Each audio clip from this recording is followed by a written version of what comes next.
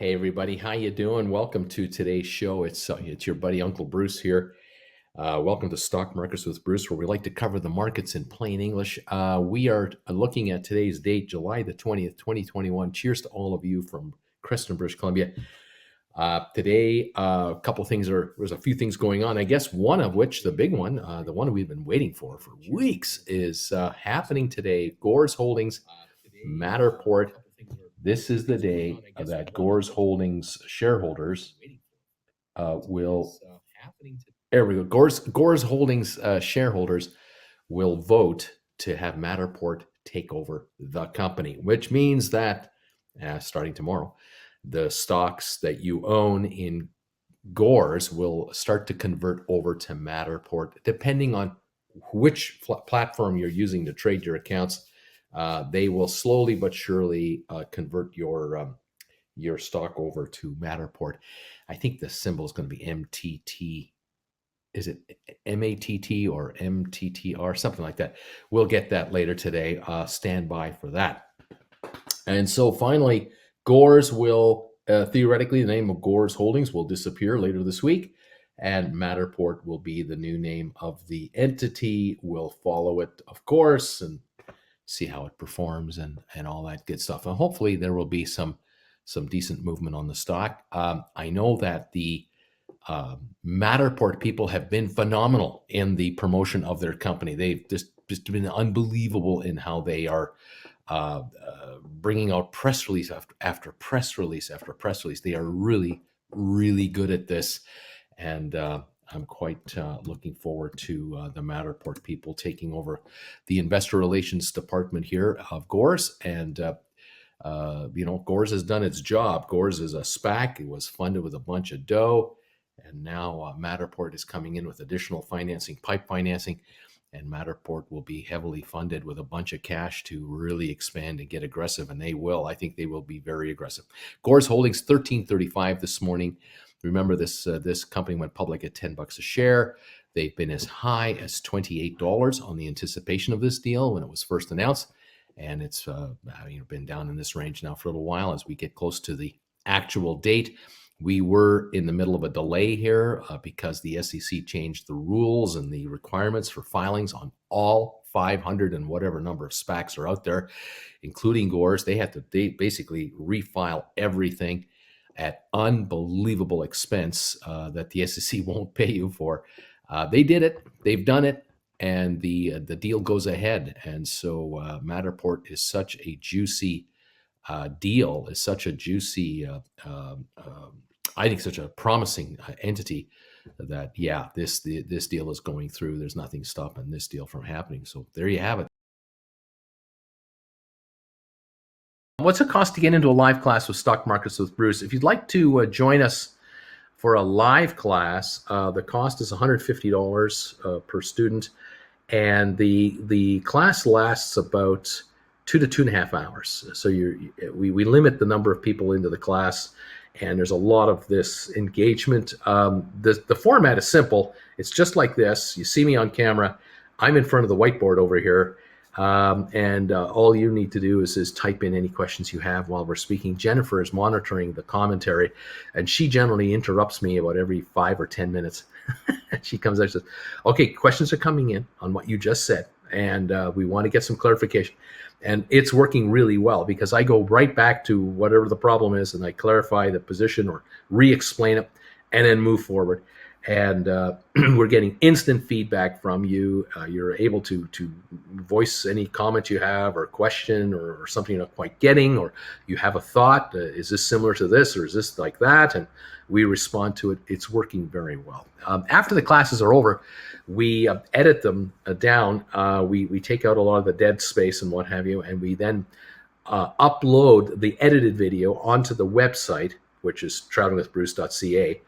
And at that point, you can watch the edited rerun if you like. If you haven't been part of the live show, you can watch the edited rerun. It's $100.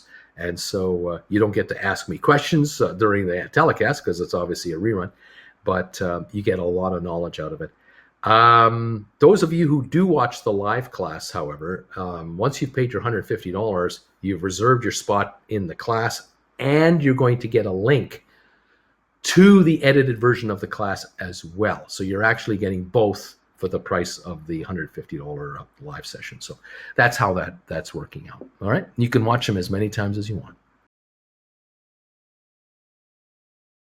Looking back at the past 6 months, how are the stocks and SPACs reacting now based on your original thoughts, research? Nice to reevaluate from time to time. Well, I recommended on the SPACs, I've recommended 8 different SPACs. A number of them were in the $10 range. And then we watched, I know that I mentioned Gores Holdings. I think at the time I mentioned Gores, we were at $14 to $16. It went right to 28, and then it backed off, and now Gores is in this 13.46 range. Is kind of where we started, waiting for this merger. I cautioned all of my viewers when I mentioned my SPAC lists. I said to the folks, these are 90 days away from getting their deal done, and don't go chasing after the stocks. Let the stocks come back to you. And so even on 23andMe, they were in the high teens into the 20 range. And I would caution people to just let the stock come back to you, because after a few weeks, this will calm down. And I was right. What I didn't count on was that the SEC would make a complete a blanket change to the SOFI universe, to the SPAC universe, complete SPAC universe changeover, where they made every SPAC, 520 SPACs, refile their entire listings, their entire filings with the SEC, with all kinds of changes with regard to these warrants. And the SPACs did it at the cost of millions and millions of dollars collectively. I mean, the cost to change these documents were unbearably expensive, but the SEC doesn't give a crap. They just made their change, and you just pay. They did it, but it delayed every SPAC by up to 60 days at least. And so here we are now. In some cases, we're 150 to 180 days watching these things, waiting for them to close their deals. And we're getting closer. Today is Gores, and on the 28th, next Wednesday, we have another one going through. So, one by one. So the verdict is still out. I was hoping by now that all of these would have had their deals done 3 months ago, and we would be 3 months into the public life of these companies, and we'd be all down the road somewhere. But the SEC didn't see it that way, and that's what it's about. But here we are, moving on. In the case of GameStop, I've always been a recommender of GameStop. We've had it fluctuate, from the 300s to the 38s to the 330s to the 150s to the it's all over the place. Here we are at 172. And then I've recommended, IBM, Apple, Microsoft, Cisco, Micron, Intel, SMH, a whole bunch. And they've had their movement since February, March to now. And you can always check those out for yourself. Some are doing quite all right. Anyway, there it is.